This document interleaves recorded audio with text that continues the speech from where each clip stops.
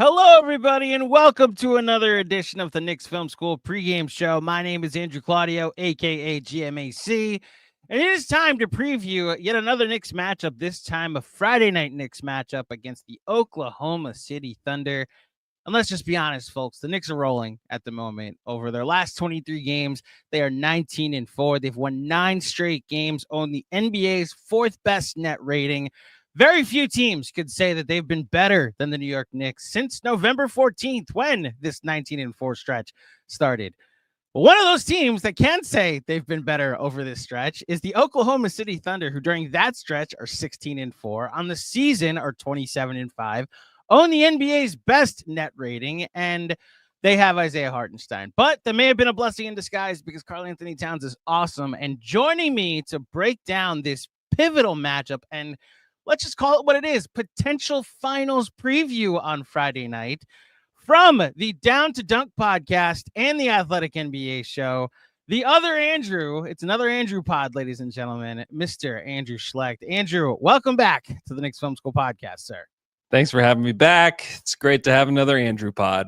These are the best kind of pods, the Andrew pods. Right. No disrespect to any other pods, the Caitlin Coopers, the Evan Roberts pods, or the Dane Moores, but the Andrew pods are just an elite level of podcasting, in my unbiased personal opinion, if I do say so myself. Can't disagree. Cannot disagree.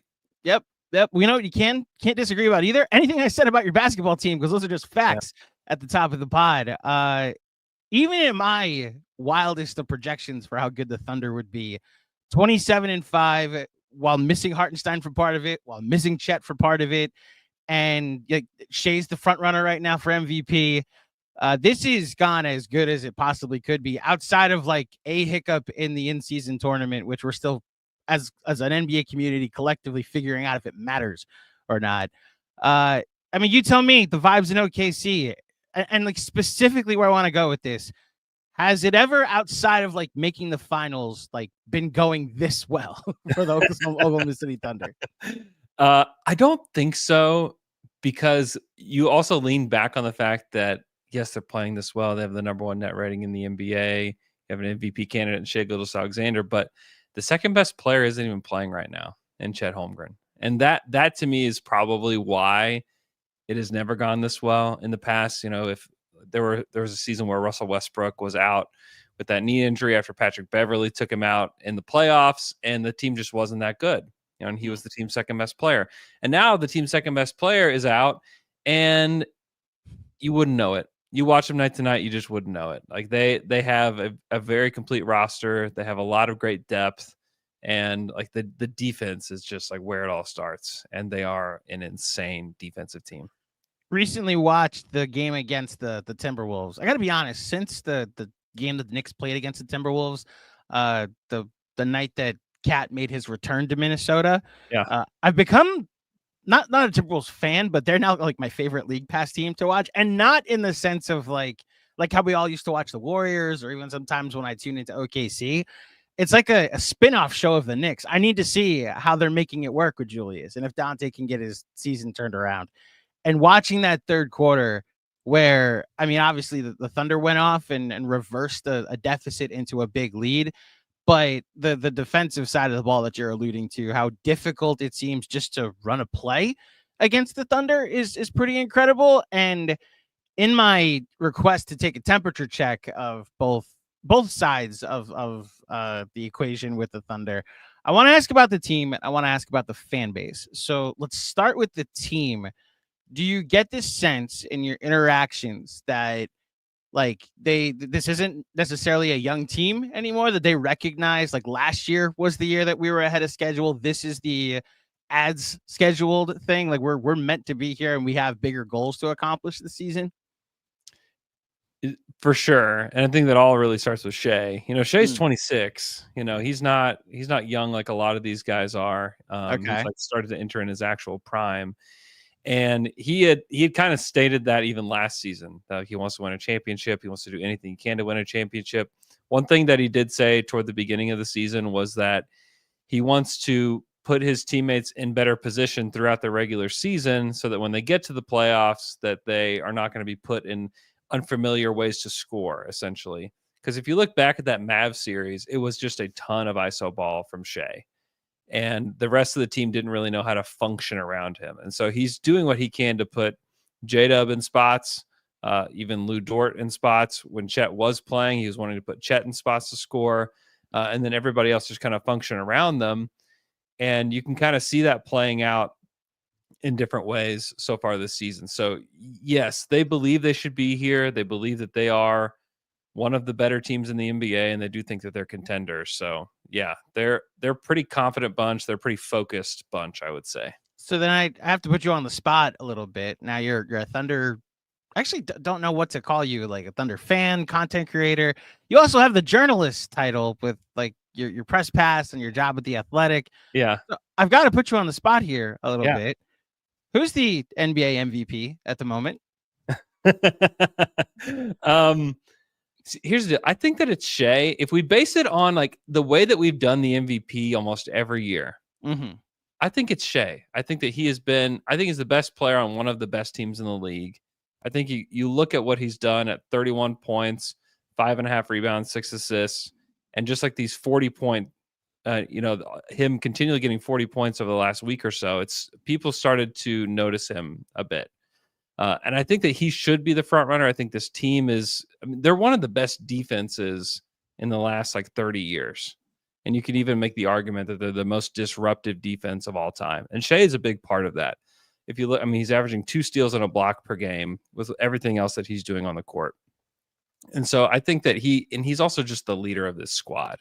There's a lot of really good players on this team, but he leads this team offensively and defensively. Like he's the guy that everybody looks to. I don't think he's the best defender on the team, but certainly he has an elite skill and just finding gaps and seams in the defense.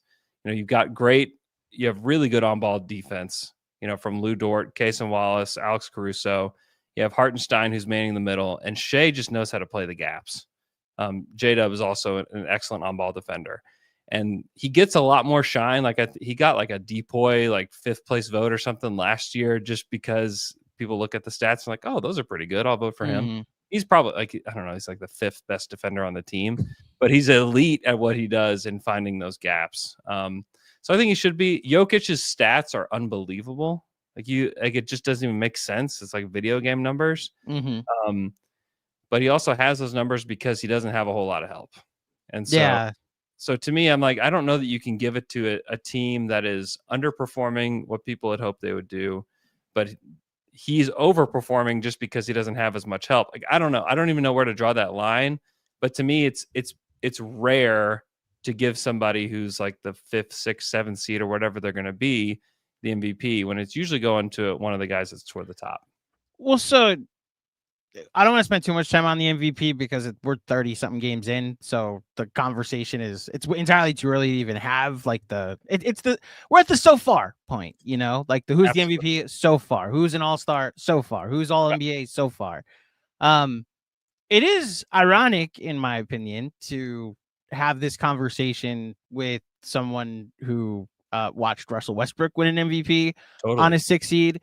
And we're also 2 years removed from, or I guess 3 years removed from Jokic winning it over Embiid again on a 6th seed.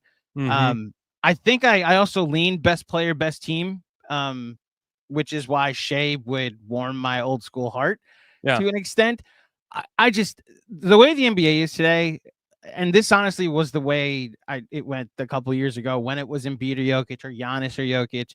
Every time I'm like, oh, okay, it's this person. Then the next night, the other person has an insane stat line. It's like, oh, no, wait, that's right. It's Jokic. I'm like, never mind. It's Shea. I forgot. Oh, my gosh, Giannis. I totally forgot you exist. It's Gian. And so I just think we're in an era right now where there's so many right answers to this question that it doesn't necessarily have to be a definitive fact. And it is cool to have not necessarily a consensus opinion, but the majority opinion ends up winning, even if the race ends up being close, Yeah.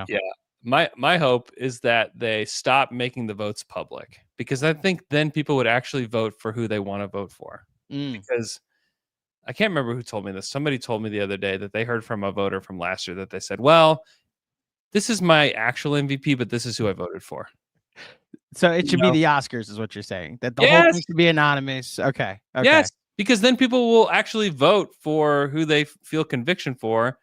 And we don't have to do my least favorite day of the NBA calendar is when we find out who voted for who, because then it's just Twitter and the internet trying to find who it was that voted for who they didn't like. And it's just, this is so dumb. Like it's the dumbest day in the NBA. Yeah, weird rabbit trail. You a baseball fan at all? I'm not a baseball fan. Not no. at all. So Nope. they're going through the Hall of Fame voting at the moment, and it does seem like the groupthink has taken over. Anybody that like that was borderline in the past, now because we have so many numbers to quantify baseball, Yeah. it's like the smart person wrote the thing that this person's a Hall of Famer, and therefore every person that may question it is like, well, I don't want to be called stupid, so I'm gonna vote for that person. And now Chase Utley's gonna be a Hall of Famer. So as far as I'm concerned, I don't disagree with the let's put things behind the, I almost said a paywall, behind just a wall of anonymity again with the votes. But you know, we'll see. I look, Chase had an incredible season, which is honestly underselling what he's been to the Thunder. And I look forward to the Knicks trying to contain him in any way on Friday night. I mean, the number one thing, and I will get back to the fan base and how they're talking about this season in a second, but the number one thing Knicks fans I know are interested in seeing on Friday night is how their old friend Isaiah Hartenstein is doing in a Thunder uniform. And I mean, you tell me, how nice is it to have Isaiah Hartenstein on your basketball team? I know the answer from my perspective, but how's it been for you for the first couple months of this NBA season? Well, they're 16-1 when he plays in the basketball game. So that's insane. It helps. Just insane, man. Oh my God. It helps. Yeah. I mean, he certainly, whenever he first played, it was just like, whoa, you know, what is this? You know, because one, the Thunder haven't had a good screen setter since Steven Adams. And just to see, it was funny watching both Shea and J-Dub come around the screen and just have freedom. And it was just like, wait, it was, you could almost see them like shocked that like, whoa, like this is a screen. You know, they're used to a lot of guard to guard screening, which doesn't give you a ton of space. And you have like basically just like a split second to react. This gives you just a calendar year to react, you know, to what's going on, which is extremely helpful. And then, as you know, like the guy is just a brilliant basketball player. Presti said it in his press conference that it was so funny because he was like, you know, if Isaiah was 6'8", I would have signed him. And then like a few minutes later, he was like, actually, I think if he was 6'5", I would have signed him. You know, like he just like how short does this guy have to be for you to still like him? But he loves the basketball IQ. And like that's where it kind of like like the love, you know, from the Thunder for him began, was just like, this guy is so smart. It was just, it took no time at all to get him going with this team. You know, the floater is so much fun. His rebounding, you know, makes a huge difference. And he's just a brilliant basketball player. And it's funny because I had somebody in my mentions the other day that was just like, why has he played for so many teams? Like, what's the deal with that?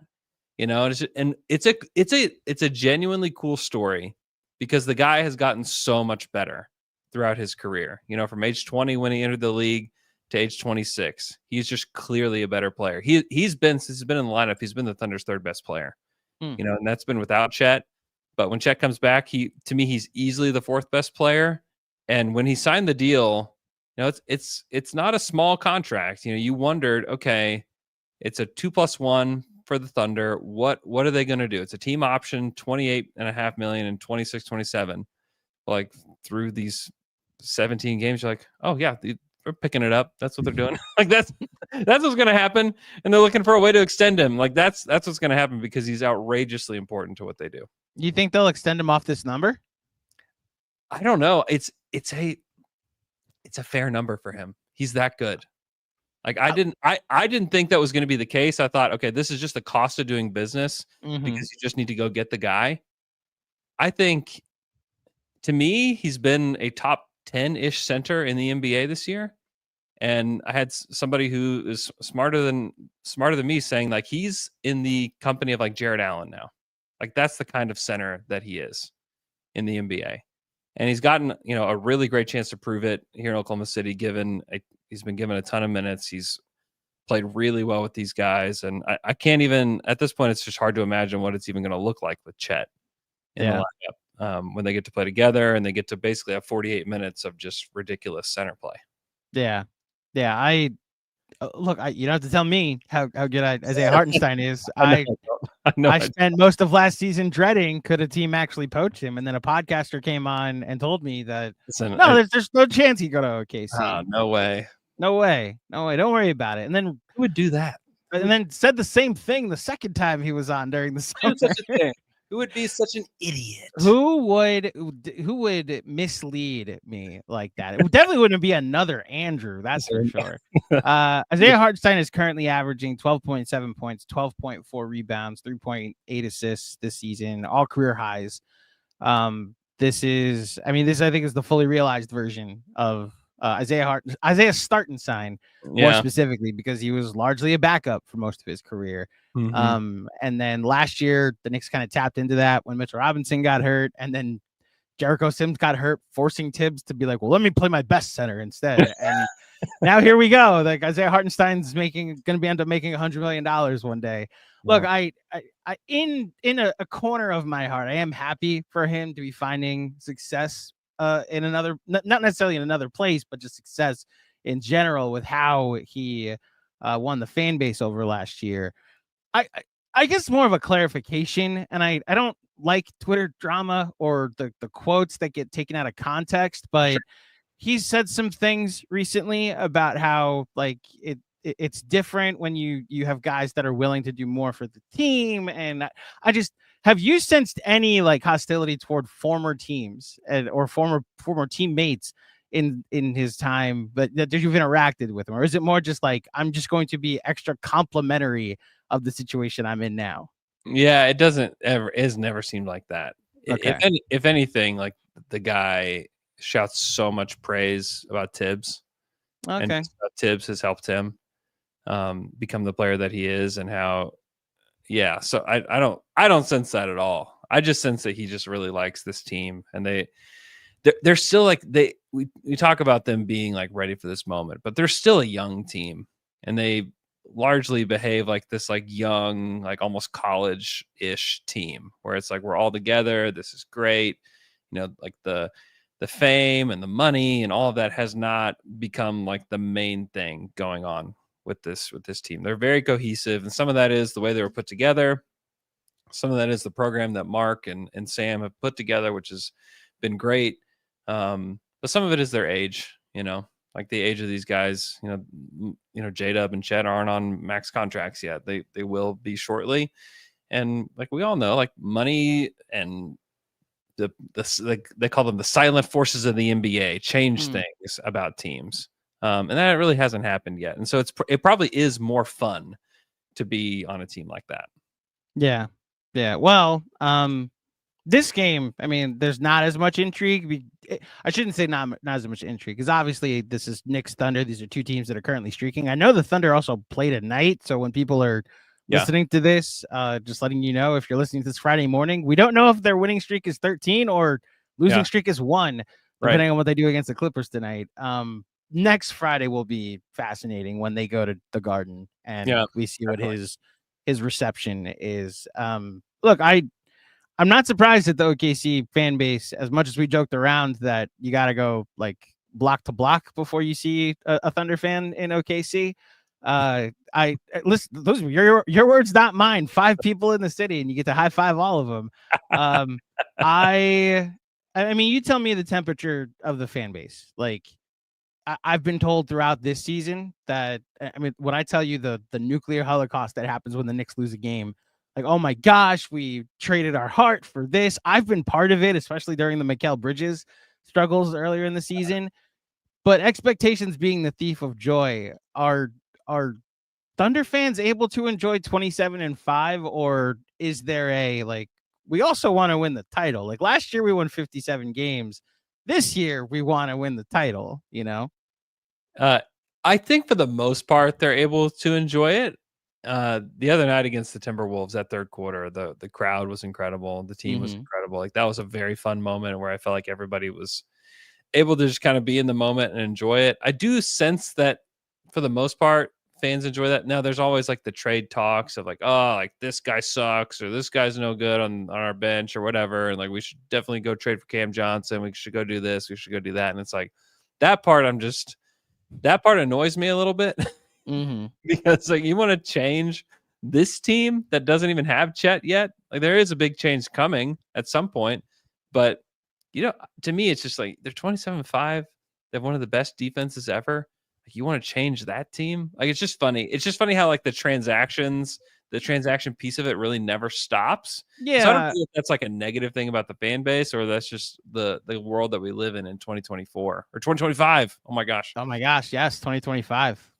We're in day 2. Don't worry. It's excused. Okay. I think there's some rollover there. I think it's honestly just a natural thing because they added Caruso and Hartenstein without using any of this treasure trove of picks that Presti is sitting on. So like they're a team prime for a move. And like we saw that, I say this as a Knicks fan that for years was like, oh, what are they gonna do? Like what's the move they're gonna make? And like I kind of like this team that hasn't made a significant move yet. Then speaking of 2024, they made 4 in the span of a calendar year. Although technically the Emmanuel Quickly, OG Anunoby, RJ Barrett trade was 2 days before New Year's. Like it ended up happening that all the moves happened at once, and now the transaction talk is kind of, I mean, it happens, but it's like, oh yeah, we have this swap in 2030. Wonder who wants it, and Mitchell Robinson's salary, So I think it's just natural that because they have so many assets, eventually they're gonna have to cash them in. Although no one's impressed, like finding AJ Mitchell in the draft and being able, like J-Dub wasn't it was a lottery pick. It wasn't a top 10 pick. Like they're not a team that seems like they need to make an all-in move ever because they're just going to be able to find talent on the fringes that better than anybody. And I don't even have a question. I'm just impressed by what's going on in OKC and how he's rebuilt this thing, Yeah, it's wild. And they will use these picks, but I think that it's going to be a lot of cycling guys in and out because I think they want to keep their core together. And the best way to keep a core that's going to be that expensive together is to find hits in the draft and then to be able to cycle guys in. They may not, Lou Dort may command 25 million or 30 million or whatever at some point whenever his contract's up. And like maybe that's a guy they have to let go. Hartenstein may command, I don't know what he'll command when he comes to the end of his deal. And maybe he wants to go. But it's all about keeping Shea, J-Dub, and Chet together and then finding the right mix around them. Now they found a great mix that they have today, and who knows how long they can keep that together. But I think the draft picks, I would be shocked if they didn't package some of those draft picks and trade for future draft picks and like continue to push this thing further down to whenever all these guys are all in their prime. And then maybe you could make a trade then whenever you're going to be in the tax. That's one thing that I know they won't do is that this team is not going to be in the tax this year. And if there's any deal that will push them into the tax, I mean, I don't have this sourced, but my opinion is like, why would you need to? Like, you don't need to go into the tax for this team. You can wait. You can save your ownership some money this year because you know that whenever those new deals kick in, you're going to be way into the tax and you're going to have all these other barriers that are going to exist for you. And so for now, it's like, just keep this going, see what you look like with Chet. I think they're going to probably get 20 to 30 games with Chet in the regular season and then like see what it looks like. There's no need to like rush into something big. Yeah, there's value in information gathering, and like to your point, also, like usually teams make trades like that to improve their team. And how much can you improve on 27-5 and what they've been, especially when they're getting a natural improvement in getting Chet Holmgren back. So we'll see what happens. I guess we should talk about this game on Friday night. I know it'll be a back-to-back, and we don't know. This is always the riskiest thing in doing a pod when the other team has a game the night before. So I don't know who's healthy for the game against the Knicks yet. I don't wish that on anybody on the Thunder, of course. I guess my question would be this can kind of turn into your thoughts on the Knicks, I guess. I mean, they're second in offense, fourth in net rating. Like I said, 19-4 in their last 23 games. Here's how I'll ask this. Number one defense against a top 2 offense. Like, what are you worried about the most, if anything, regarding like the Thunder guarding and stopping the Knicks in this game? The Thunder give up a lot of corner threes. I think they give up the most corner threes in the NBA. And Okay. so to me, it's how do you pack the paint for Brunson while also not giving up an insane amount of corner threes to the Knicks? Like that to me is like the biggest concern, when it's with regards to the defense. And they've done a good job this year. I mean, their defensive rating is a 102.9. Do you remember what the Timberwolves rating was last season? Which It, was like everybody talked about them being just amazing. I forget what the Timberwolves was. I do know that this is like the lowest defensive rating since the Spurs and the Pistons in 04. Like that Yeah, that I do know. Yeah. that's 108 last year. Jesus. So it's 6 points better. Yeah, I Yeah. mean it's a crazy amount. Like they are that good. But when things have gone wrong, it's been really the corner three that's killed this team. And so I do that does concern me with this Knicks roster. And then just Cat, like he's been ridiculous this year. He's been amazing, and I think that Hartenstein will do a good job with him. But the problems that he creates because he spaces the floor and because you can't keep iHeart next to the basket, or maybe they put J-Dub on him, which would be probably my guess as to how they defend him. It's just going to be interesting. It's a puzzle. Like the Knicks are like a strange puzzle to solve on a night-to-night basis, and it'll be a really good test for the Thunder defense. Yeah, I know they're efficient from the corners, whether it be Anunoby, who I forget if it was Goldsberry or one of the shot chart things that go around Twitter that pointed out like who's got the most points from each spot on the floor. And Anunoby's only hitting 33% from 3 from, I believe, the bottom right corner. Mm-hmm. And yet he still has the most points because they take a ton. And I'm positive that once that starts to regress to his mean, that's going to get even more efficient. Mikal Bridges has been lethal from the corners.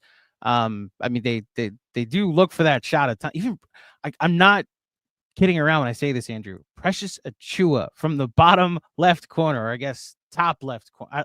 I don't know directions. From the corner, okay, one of the corners is like lethal from that one spot on the floor. It's like, oh, if you could do this, then we're cooking. All right, like a bit of a gas involved too. So I'm intrigued solely because this 9-game winning streak the Knicks are on. The most impressive from an opponent standpoint, the most impressive win is probably in Minnesota, which there was a lot of emotions. Yeah. And that game was obviously a bit charged to an extent. And then Christmas Day against Wemby, which, man, I don't have to tell you, he's in your conference. Like any win over Wemby is kind of impressive at the moment. So just the fact that this is a real test for, okay, they've played better. They are better. Now let's see them play the best and, potentially even beat the best. Like I'm so tell a Knicks fan, I guess Knicks fans watching too, like when it's looked the worst for OKC, what does it look like? So when the defense looks its worst, it's because they are not recovering well to 3-point shooters. Okay. And that's how it looked against Milwaukee. In the tournament championship game. Yes. Yeah. Yes. Is that they were not getting out to the corners. They have to, if you're going to function within this Thunder defense, you basically have to go at 100% the whole time, because you're having to crash into the paint and then recover to the corners. And so they do give up. I was looking it up. They give up 11 corner threes per game, which is the most in the NBA. Teams are only shooting 37.7% on those shots though, which, I think that's maybe like in the 20s, like 21st or something like that. So teams aren't shooting particularly well on them. It's because the Thunder do typically contest, but when they don't get out to contest those well, that's when it hasn't gone well. The Thunder also just haven't shot it that well from 3 this season. And when they're not shooting it well at all, they struggle. Another thing is turnovers. Like if they cannot get teams to turn the ball over, it is tough for them to generate points. Like they consistently win the possession battle. Like almost every game, you go look at who's taking more shots. It's usually the Thunder when they're playing. And so if the Knicks take care of the basketball, they're able to get clean corner threes. Like those are probably the ways that they'll beat the Thunder if they do on Friday. So Just double checking something. The Knicks are fourth in turnover percentage. The Thunder are first in. Well, okay, I'm looking at what they do in turnover percentage. Um, I guess the curiosity for me is like the Knicks defense hasn't always forced a ton of turnovers. OG Anunoby will get you with the deflections, and Mikal Bridges lately Yeah, would do that. But I mean, their defense has almost been learning on the fly. Like the Thunder not hitting a ton of threes would be advantage in the Knicks' favor. I'll yeah, say that because they've been playing this drop with Cattle. They've been switching a ton when Cat's not in the game, and potentially even just switching with Anunoby and Hart with Bridges. Yeah, I'm very curious what they end up. The biggest thing with Cat really, and I mean, I'm gonna ask about his offense in a second, but defensively, he does seem to be more aggressive when he's not in foul trouble. mm-hmm. The moment he picks up his third foul, which for a while was like clockwork. Okay, no matter when it happens, it will be in the second quarter. He will pick up the third foul, and it will be something we have to monitor for the rest of the game.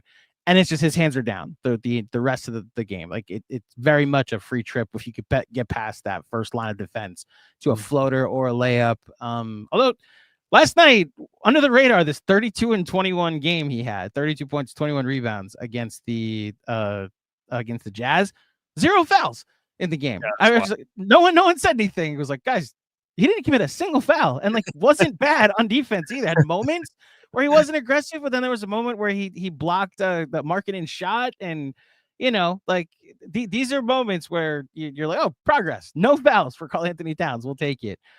Has a stretch 5. I obviously have to ask this because this is my world now. Has a stretch 5 given the Thunder trouble at all this season? I'm trying to think. I mean, not particularly. I mean, if you think about the games that they have struggled in, I mean, Brook Lopez did hit some killer shots. All five. So he was quite good. Yeah. They lost to Houston, and they don't play a stretch 5. They Şengün likes to operate in the middle. They lost to the Wemby-less Spurs. So there wasn't really a stretch 5 to speak of there. They lost to Dallas, but that was whenever they didn't have any centers at all playing, and they don't play with a stretch 5. They lost to Golden State. They don't play with a stretch 5, and they did lose to Denver, and they have that guy that we were talking about earlier. That guy. He's shooting 49% from 3 this year. He's pretty good. He's shooting from everywhere, unfortunately. Yeah. Right.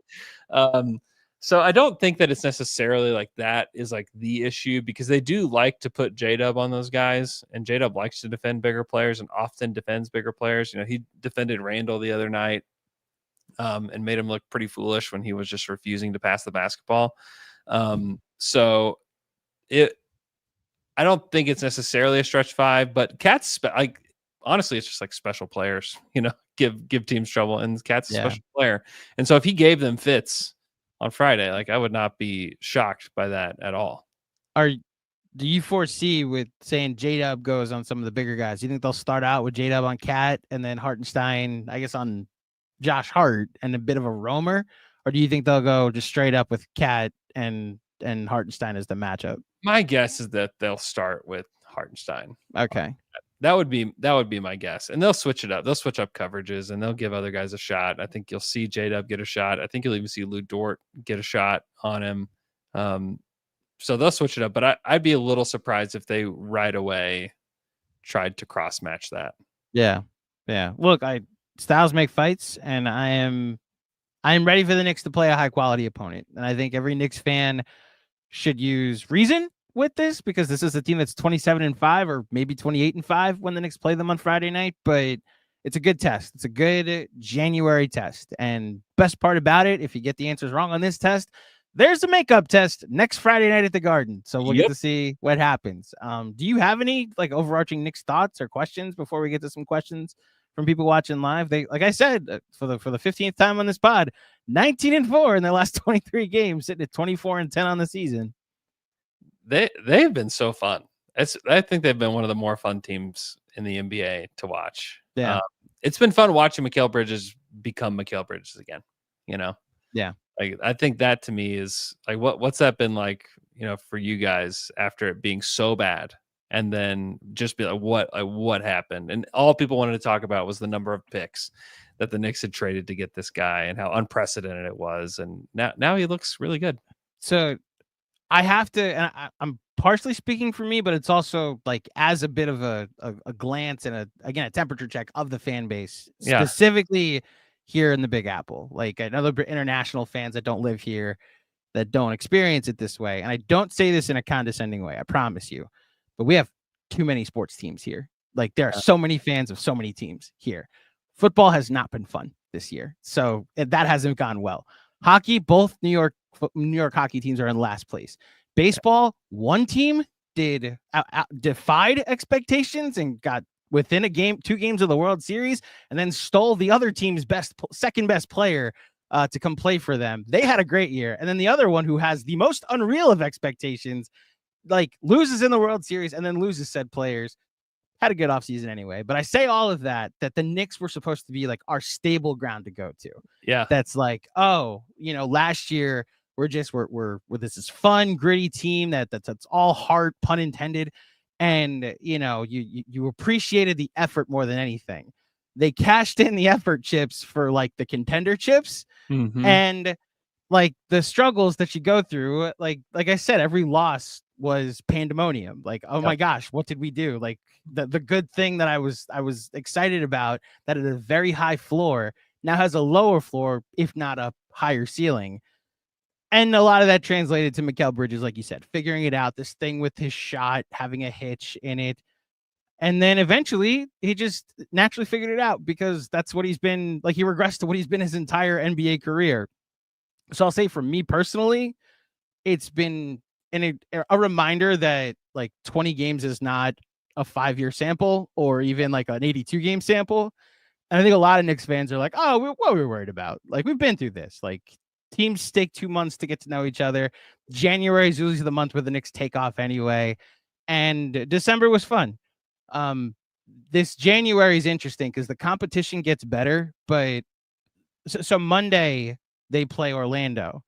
And it's the beginning of a stretch over like a calendar month until February 5th, I believe, that they play 2 road games over that stretch. And it's Brooklyn and Philly. They don't leave I-95. They don't leave the Northeast over that stretch. So yes, they play Memphis and OKC and Denver and the Lakers and Milwaukee and Boston all at home. So it'll be a good test to see like how they do against better opponents, but also like is the Garden officially like home court advantage again? And it's all part of the learning process of what this season could potentially be. So all that to say, I'm much more satisfied with Mikal Bridges now than I was a month ago. At the end of the day, yes. I also just have to know how all like the Cat personality stuff has been with Knicks fans, and like just thoughts on him overall, on just like the person that Cat is. I do think he's come out of his shell a bit since coming to New York, and like the dork that I thought we were getting is now like a warrior that I want in a foxhole with me if need be. There was this game against the Bulls earlier in the year where they were just playing awful for 2.5 quarters. And he just turned it on, had 45 points, like ended up fouling out, but also like got thrown to the ground a few times. And that was the night I was like, my God, like, what was I hearing all these years about? He's soft. Like, I know I also saw these games where he just disappear and get 7 shots in games. And I was like, all right, like, this is who he is. Like, he disappears at times. And that's just been the opposite. The bad Cat games so far outweigh the bad Randall games because they don't like, take over what the rest of your teams is trying to do. Some bad Cat games are just, he got in foul trouble. Like his shot wasn't falling, but his gravity alone leads to your team being able to run what it's trying to run and do what it's trying to do. So I'll tell you, man, maybe just this isn't quantifiable, and it isn't like a thing that like 2 intelligent basketball podcasters who lean on data from time to time, like this isn't something we usually should go to, but he might just have been born to play in New York. Like this city in particular might be the place he is always meant to play.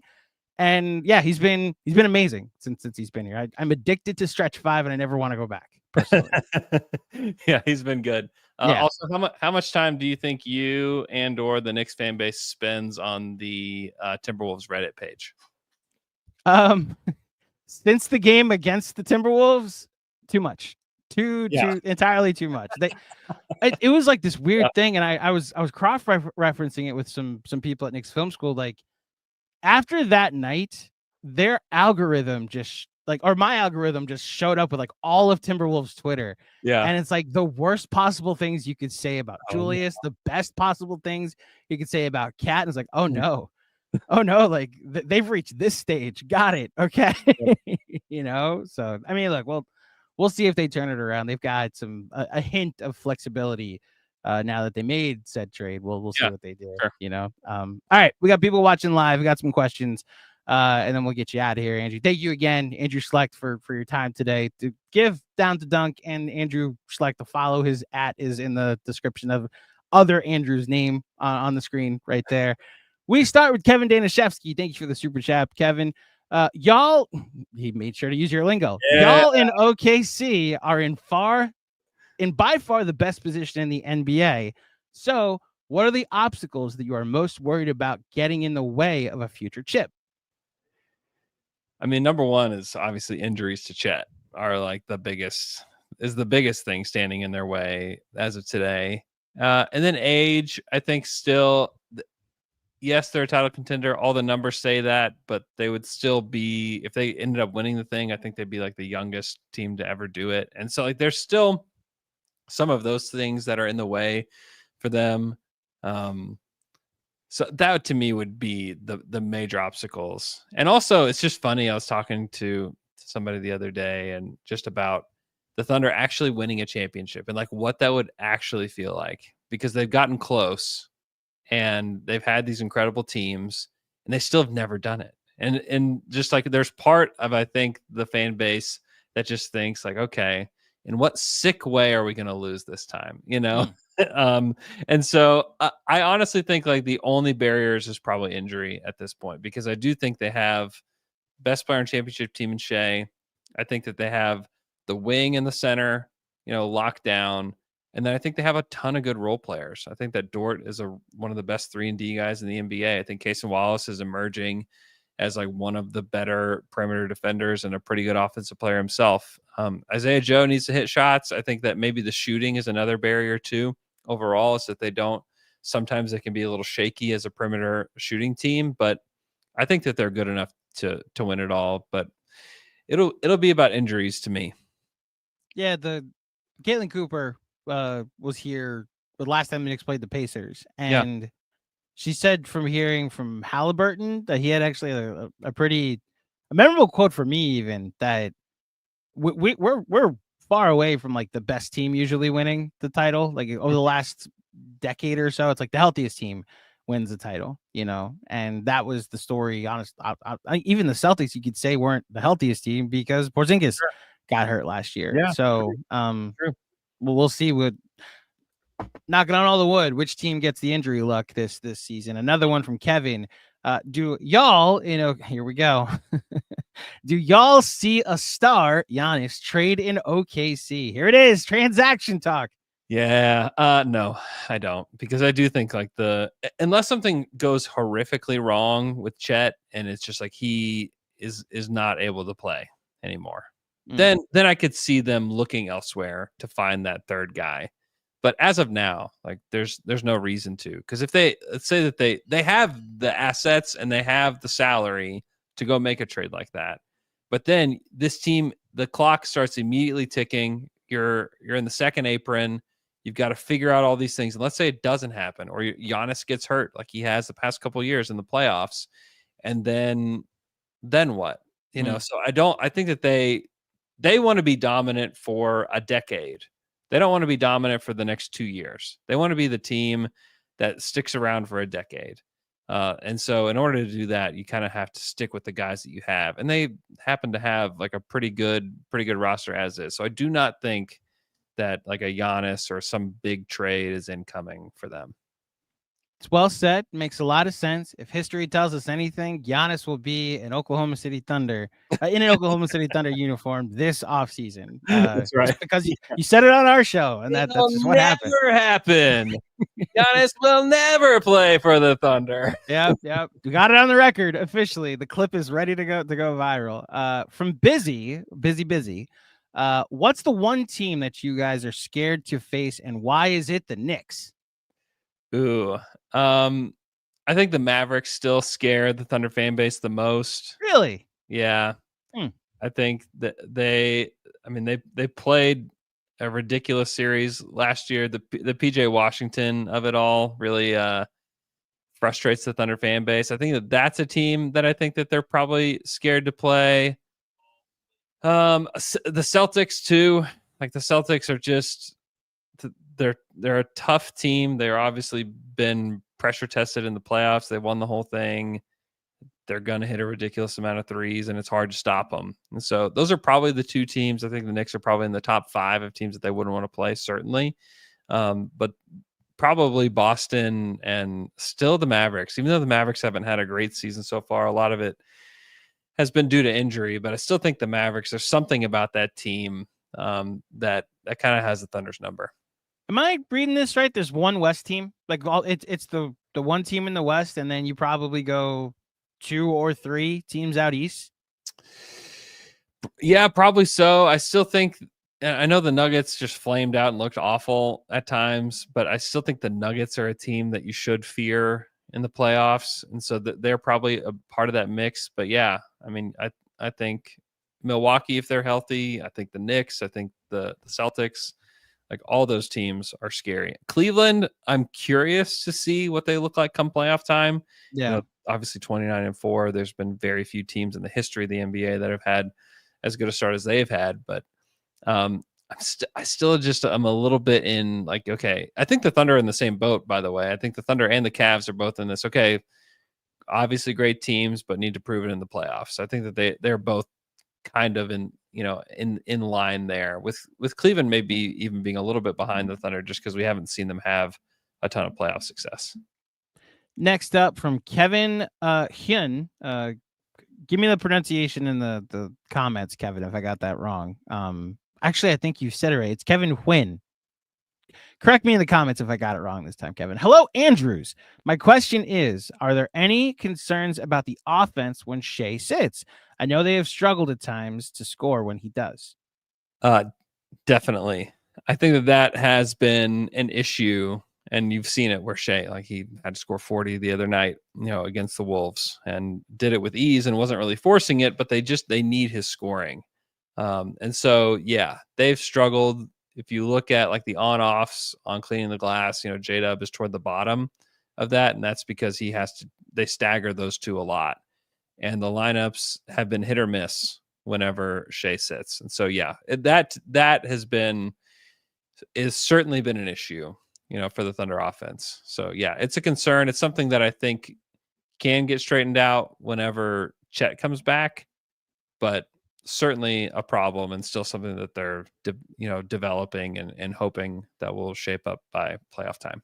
Yeah, I was just talking to our friend and colleague, Mr. Fred Katz, about the context of on-off numbers and on-off data, lineup data.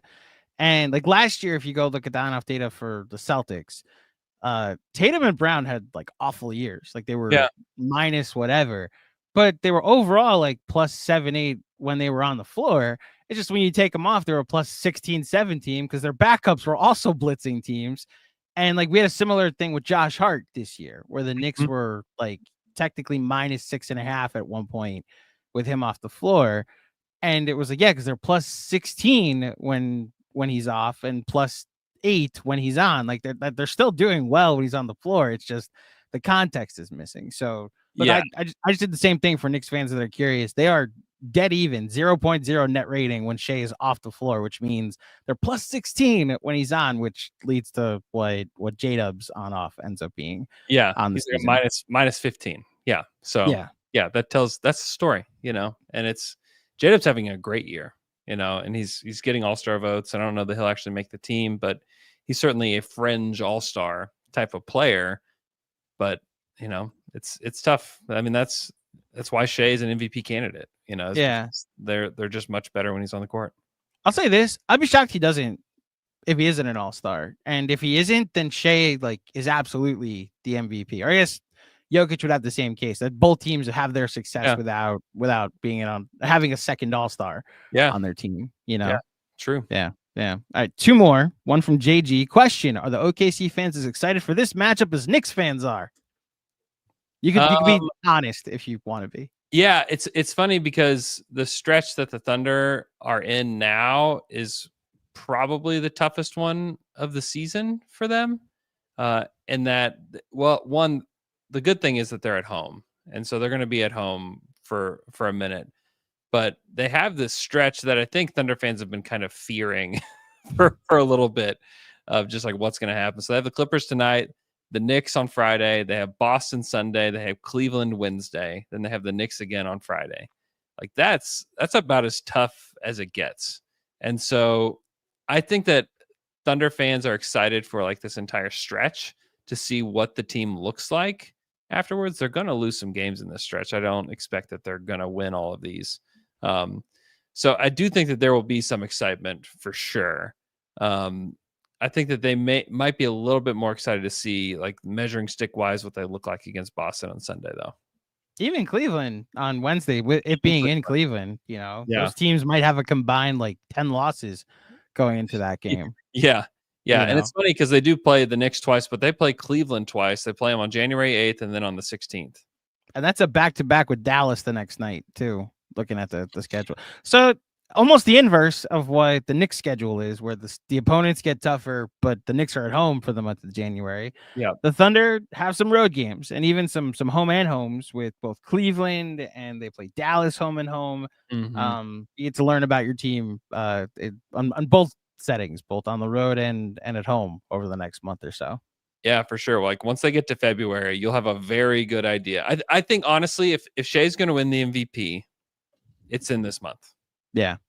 That like right. This is where it will happen. And if they, I mean, they could go 500 this month, and then people are going to be like, well, what the heck happened to Shea? He's not the MVP. Or they could win. They could win, 70% of their games, and they're talking like, hey, yeah, like this guy, he's proven it. They've beaten the Knicks, they beat Boston, they beat the Cavs. Like this is where your resume starts to build a little bit. And they're on national television. They play on ESPN against the Cavs, like you mentioned. They play on TNT against the Cavs again. Like these games are going to be on a big stage, which they haven't been a ton so far this season. So this to me is like the biggest resume building time for Shea.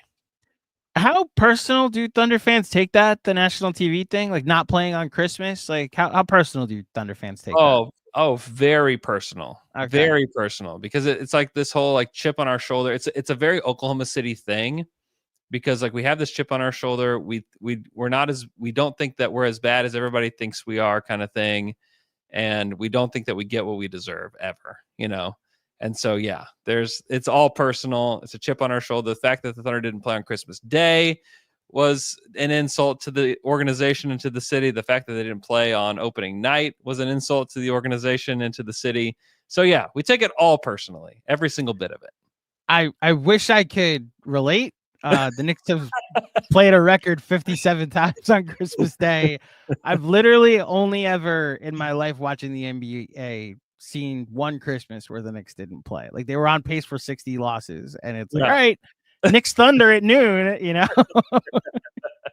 Can't wait, So I listen, win the title and you're guaranteed to play on opening night next season. That's right. For sure. That's right. And also, like, for me, well, one, I tore my ACL, and so I don't know how much I would be at any of these games anyways. But yeah, I think some of the comments that I was getting was like, you know what, we'll be there next year. We'll rest and we'll be with our families this year. But I think the fan base was like, this is messed up. The league is against us. They hate us. Like, why? I love that. That's the context. Like, don't worry, next year we'll be away from our families. Next year, no, this year we'll I guess tolerate being near. Don't worry, kids. Yeah, don't worry. Next year we'll be. Don't worry. You won't see me next Christmas because the Thunder will be playing. Last one's more of a Knicks question from Grape Ape. Great name. Does Mitchell Robinson's injury have a return timeline at all? The latest from Tom Thibodeau yesterday, Grape Ape, is that sometime this month he should be cleared to start running and to return to on-court play. Ian Bagley also reported today that sometime this month he should be cleared. I would just proceed with caution before counting on any guarantees or timetables when it comes to Mitchell Robinson's health. That's just me personally. I'm someone that, with Mitch at least, I'll see it when I see it. I'll believe it. Like when he's on the court, like, oh, Mitchell Robinson's back. What do you know? So that would be my report or my answer to your question. To turn this on you a bit, other Andrew, the idea of Mitch coming back and them going to like him at the 5, Cat at the 4. I mean, I joke about Precious Achua being like a stretch 4, a stretch 5 because he's hitting corner threes, but he's just flat out able to play the perimeter with much more be much more of a threat than what Mitchell Robinson is. He's a true rim running dunker spot center. Do you think the Knicks like should tap into that more? Or are you intrigued by that type of lineup with a Cat at the 4? Yeah, I mean, to me, that's what the playoffs are all about. Is like, how do you match up? And if you just have that one other look that you can throw at teams, absolutely. I mean, we saw the Thunder. They basically had like the one fastball last year, and it was Chet at the 5, which is like similar to Cat at the 5, where it's like the play 5 out. You have this driving, you have this point guard who kind of drives their offense kind of thing. And so it's not too dissimilar, but once you felt like teams kind of figured it out, it was like, okay, well, now what? Now what do we do? And the fact that you have the option to go super big, like the Thunder did this year with Hartenstein, it's like, it's great because you're going to play teams that are going to ask you to play differently, and they're going to force you to play differently at times. And if you can have just those options available to you, I think it's amazing. I don't know how much they'll use it. I don't know how much in the regular season it makes sense to like feature that lineup. But there may be a playoff series where you feature it, and it like could end up helping the Knicks, and that lineup could end up helping the Thunder, beat a team that maybe is a lot tougher. I think against Dallas, certainly they could have really used a guy like Ihart. And so yeah, I think Mitch will provide a ton of help to the Knicks if he's healthy, which is the biggest if of all time, like capital I, capital F. Look, the best defender they had against Joel Embiid in that first round series last year was Mitchell Robinson. Yeah. And maybe against the Giannis, it's something similar where you just have these bigger dudes that put pressure on the rim, and you need a bigger dude to counteract it. Now, Cat, I think just being a bigger body, I think a lot's been made of what he was against the Nuggets last year. Because Dane Moore spoke to this more than anything, but like be big was his role. He didn't shut Jokic down. Jokic averaged insane numbers in that series, but be big was the point so that Rudy and McDaniels and all these other better players could kind of roam and play free safety. It's what they're trying to get Julius to do now. I think, like you said, just the opportunity to have different looks against teams that give you different looks is important. What I'm curious about is like, what should he play a minute against the Celtics in a series? Like in a series where having a stretch 5 is going to matter, having the best offense on the floor is probably going to matter the most. How much do we see him? And will the head coach, which like Tibbs has earned our trust at this point, after what the last 5 years has been, will he push all the right buttons? So that's the beauty of the NBA. We'll see what happens. Specifically, the beauty of the NBA when your teams are good and you have deep playoff runs to look forward to. That's right. And while like this will be the last, I'm not going to ask you to come back on next Friday because this will probably still be relevant barring an injury, or unless Giannis gets traded to the Thunder by next Friday. Who knows? Hey, this is the perfect pod though. Did you see the breaking news? What? Oh no! What happened? That Towns and Shea are both East and Western Conference Players of the Month for December. Look at this. I didn't see that. And congratulations to Karl Anthony Towns and Shea Gilgeous-Alexander, Players of the Month. Look at that. Dropping on the Andrew pod. Come on now. There you go. You get everything here. You get hot takes, great basketball analysis, maybe even baseball analysis since I'm here. Basketball analysis, predictions for what's going to happen in the future, and you get breaking news like our few All-Stars being Players of the Month during the month of December. So those two Players of the Month will be featured in this matchup on Friday night in Oklahoma City, as well as a former Knick in Isaiah Hartenstein in this game, and the outstanding coverage of Andrew Schlecht, of course, in this game. So, Andrew, as always, it's good to see you. It's good to talk to you. I I'm kind of rooting now for Giannis to get traded to the Thunder just to have the clip go viral. But Another clip of me being so wrong. Yes. But if anything, linking up for a finals preview would be just as good, personally. You know, yes, it would. Personally, I know you think you're downtrodden. Like the last time you saw your team in the finals was 2012, right? Yeah. So it's been a while. It's like 12 years.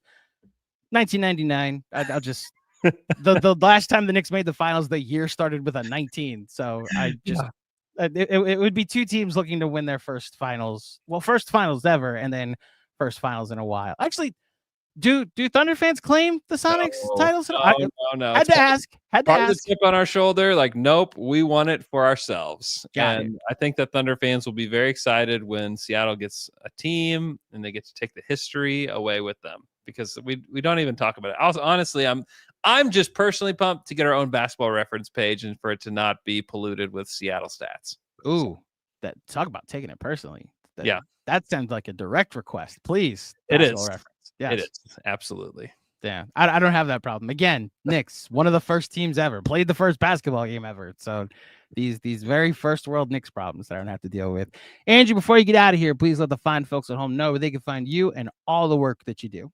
Go check out Down to Dunk if you're looking for more Thunder content. Go listen to the Athletic NBA Daily. I'm a producer for that show, and then I host a Saturday show there. Would very much appreciate you guys tuning into that. It's a really fun show that drops every single morning, Monday through Friday, and it's like 20 minutes, just a small like bite-sized podcast that just gets you caught up in the league. So go check that out. Would very much appreciate that.